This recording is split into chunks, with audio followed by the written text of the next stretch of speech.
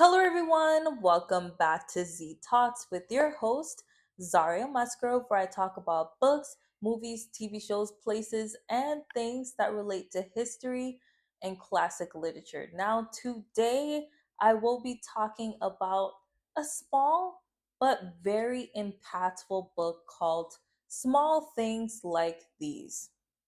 This book was totally unexpected for me. I literally picked this book up from the Unicorn Bookstore in Turks as a way to occupy my time on my long transatlantic flight from Turks to London. I needed something to fill the 8 hours as I had finished Pachinko in the 2 weeks that I was in Turks, and I just need a new book to read. So I went into the bookstore and picked the one that was the smallest, that felt the most achievable, that I could start and finish on the flight. And boy, did I start and finish this on the flight. This book is truly incredible. For 115 pages, it packs such a mighty punch, and I want to jab on about it for the next 20 minutes. So, without further ado, let's get into it.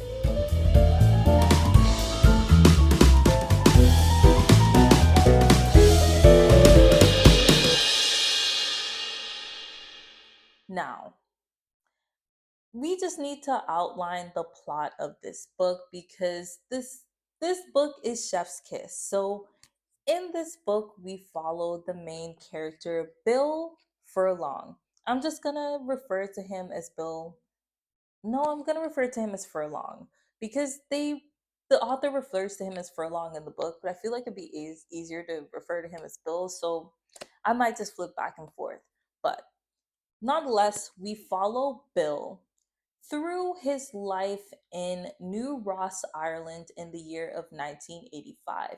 Now, one thing to keep in mind is that the town that Bill is in is really small. It is really small and close knit. So everybody knows everybody and everybody business. That's one thing to keep in mind.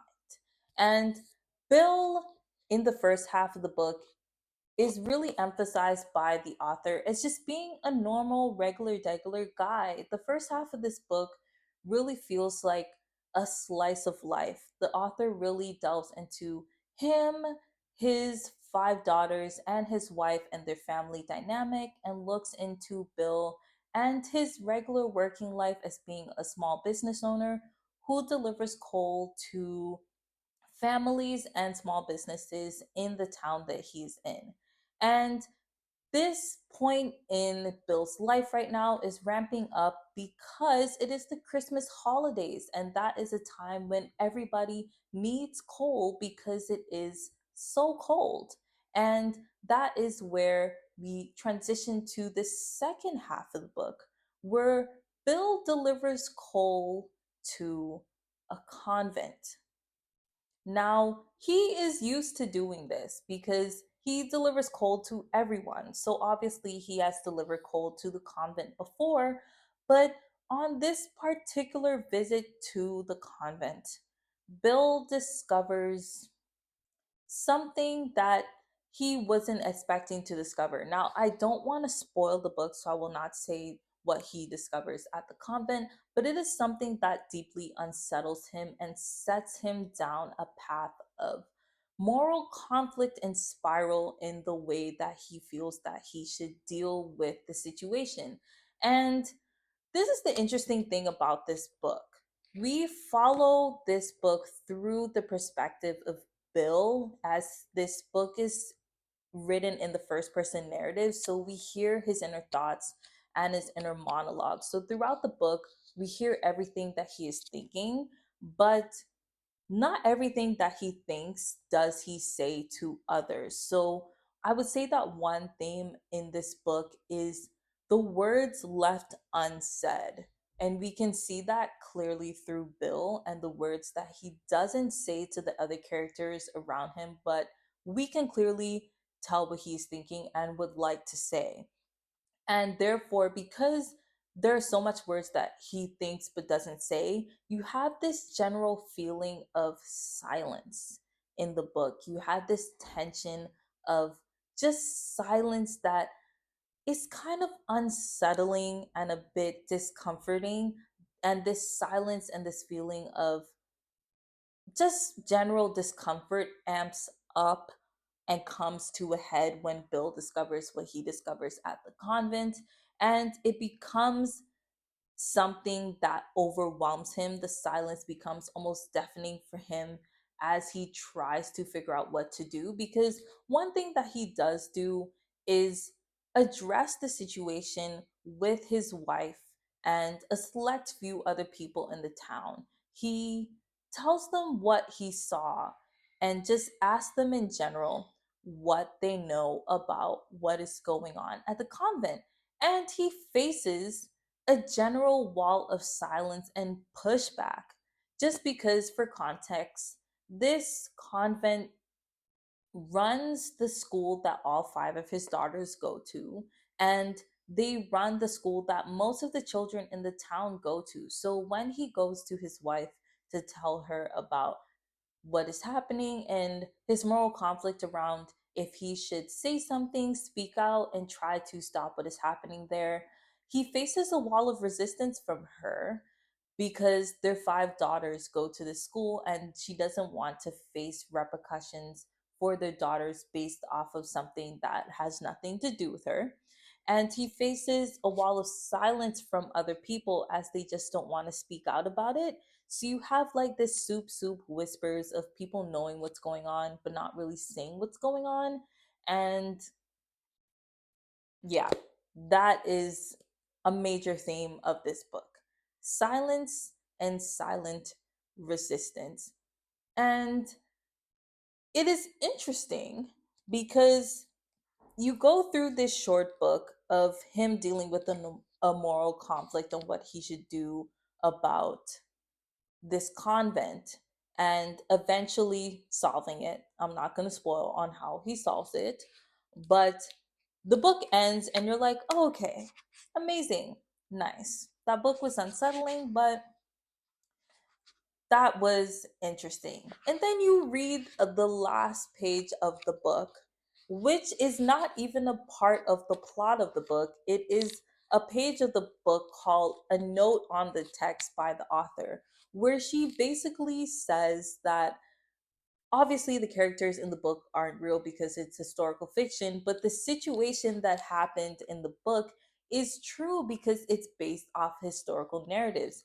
And what this thing is called the Magdalene laundries, which completely sent me for a loop and a spiral because I was on the plane and I was like, I have no internet, I can't Google what's happening. So I was just like, oh my gosh, I can't believe this is real, but I couldn't Google it. So as soon as I got off the plane, I immediately Googled some of the quotes that the author put in the text, which I will quote for you now, which will give you a hint as to what, well, not a hint, I will completely tell you basically now in my historical context what was happening at the convent. So, one of the quotes that she says, which was a complete bombshell: many girls and women lost their babies, some lost their lives, some or most lost the lives they could have had. End quote.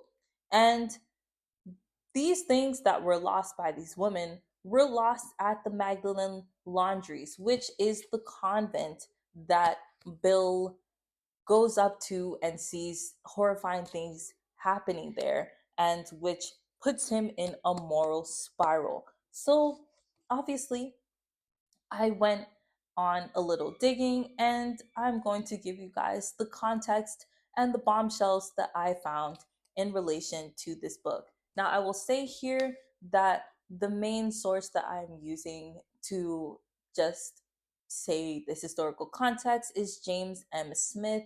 He is a specialist on Irish cultural studies and literature, and he sheds a lot of light onto this time period in which the book is set in. So, for context, number one, the Magdalene Laundries, which is the convent that Bill encounters, is a real life phenomenon, and it so happens that these laundries were a place for young women and girls that were believed to have done sexual crimes or immoralities or just were sexual deviants, and they were sent to these convents in order to be rehabilitated from these sexual immoralities. And whilst there, they underwent harsh labor, which resulted in just loss of life, loss of childbirth, or having their babies put up for adoption for other families, which obviously horrible. And an additional context as to why these laundries were a phenomenon is due to the culture in which they were set in the Irish Free State. So in 1985, there was a really conservative Catholic culture in the Irish Free State, which was solidified after the Irish Free State began in 1922. And not saying that it wasn't there before, just because the Magdalene laundries were existing for a long time, even before the Irish Free State was a thing.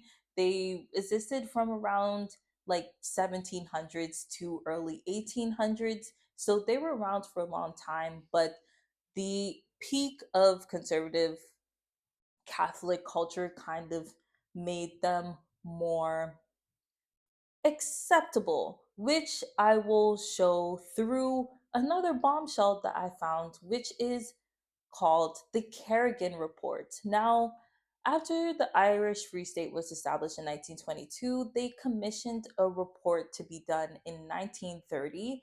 And this report was basically to kind of surveyed the landscape of what was happening in terms of juvenile prostitution. And because of this, the committee did a lot of research, interviews, just to see the extent to which what was happening in the state in relations to that. And the findings of the report were damning. They found that in general, there was a decline in morals and just in general moral degradation in the Irish Free State. Now, you have to take this with a grain of salt because the committee themselves were very conservative and Catholic. So the parameters for what would be inflammatory is a lot lower. But suffice to say, what they found, moral degradation all around. And the recommendations of this committee was to put a crackdown and just harsh measures in place in order to curb this moral degradation. And the report actually does mention the Magdalene laundries. And because of the stance that the committee took on having harsh crackdowns in relation to sexual immorality, they actually kind of accepted the things that were happening at the Magdalene laundries and actually stated that the practices that were happening there were the sort of practices that needed to be taking place in order to rehabilitate women from doing such acts, which is appalling to me because the conditions at these laundries were terrible, but the report saw it as acceptable. So, from this report, you get a culture of containment where you have everything morally wrong or sexually deviant is contained in these laundries and these convents and these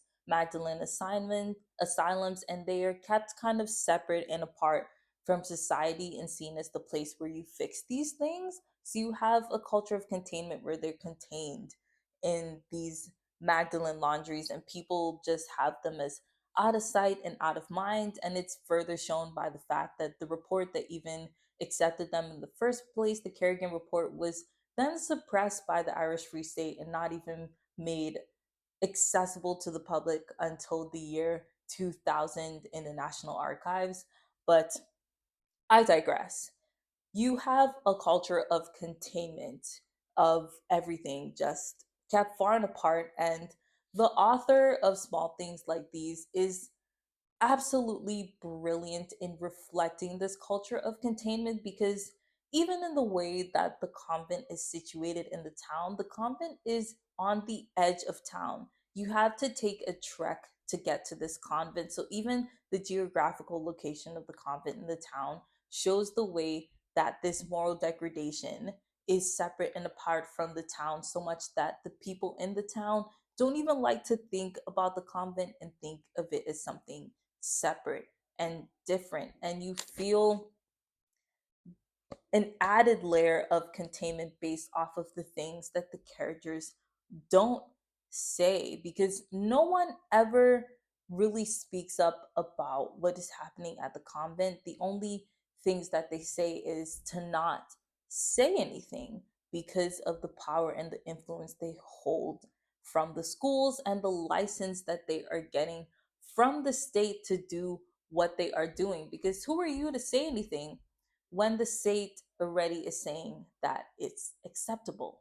So, yeah, the author completely brilliant in the way that she uses prose, the inner monologue of the main character, the geographical location of the town, the words unsaid by characters to completely display the atmosphere of this cultural and historical phenomenon in such a short book that takes mastery and skill to do it in 115 pages. It's insane the amount of skill that is in this book. So for that alone, I just have to give this book 5 out of 5 stars. I can give it no less. This book is a masterclass in simplistic but impactful writing. I highly recommend it. Um, I think I would recommend it to everyone, even though this book has really strong themes. You don't really pick up on those strong themes unless you're reading in between the lines. So I would recommend this book for most ages. Um, you don't really recognize those themes unless you have the context that I just laid out in terms of the historical context. So, yeah, highly recommend this book. It's really accessible in the language, really accessible in the length. It's really short, so there's no excuse to not read this book. I would say if there's a bookstore near you, go in there, pick it up, read it immediately. So, yeah, that is all I have to say today about Small Things Like These. Amazing book. And I will be saying some more things about Small Things Like These on my socials, Instagram and TikTok, if you want to hear some more tidbits about some insights that I had in terms of the annotations I made in the book. But if not, and you want to hear about a completely different book and completely different topic, you can just come back in 2 weeks on the platform that you're watching on now to hear me talk about another book, movie, TV show, place, or things on Z Talks.